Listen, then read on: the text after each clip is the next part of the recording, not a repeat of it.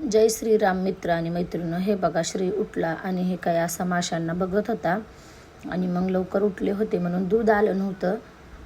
मग काय black tea करून पेली आणि म्हणलं चला श्रीसाठी काहीतरी नाश्त्याला बनवावं. मग श्रीसाठी शिरा बनवला, त्यालाही खाऊ घातला आणि बाकीची कामं आवरून घेतली. मग त्यालाही आवरून झोपी घातलं कारण मला जायचं होतं लग्नासाठी.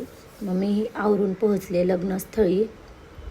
मग तिथे लग्न लागलं आणि मग अशा म्हणलं चला थोडंसं भेटून घ्यावं सर्वांना. मग भेटले आणि मग जेवायला गेले. जेवण वगैरे केलं आणि मग आम्ही अशा गप्पा मारत बसलो होतो.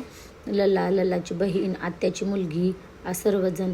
आणि मग तिथे लगेच आले हे नवरीचे मामा. यांना न कुणी जर बसलेलं असलं की ह्यांना सर्व मज्जा घ्यायचीच असते सगळ्यांची. मग ती मज्जा घेत होते. मग आम्ही खूप हसलात, मस्त गप्पा मारल्या आणि मग लल्ला म्हणला चला तुमचा शूट करतो. मग आमचा शूट झाला. गार्डनमध्ये जाऊन आम्ही शूट केला. मग त्याने सर्वांचा एक एक व्हिडिओ काढला आणि मग घरी आलोत. मग घरी आल्यावर असा चहाकारी घेतली. मग चहाकारीची जणू काय पार्टीच चालू होती आमची. आणि यांचं तर एडिटिंगच चालत असते. मग हे एडिट करत होते. मग हे आम्हाला रात्री आणखी एका लग्नाला जायचं होतं, ते म्हणजे तात्काळ लग्न होतं, लव्ह मॅरेज. त्यामुळं मग तिथेही जेवण वगैरे केलं. घरी आलात आणि आमच्या इथं कसं आहे ना, DJ नाही लागला म्हणजे काही झालंच नाही. मग डान्स वगैरे केला आणि श्रीची तब्येत बिघडली असल्यामुळे मीही घरी गेले. त्याला बघितलं, झोपी घातला आणि मीही झोपी गेले. Bye bye.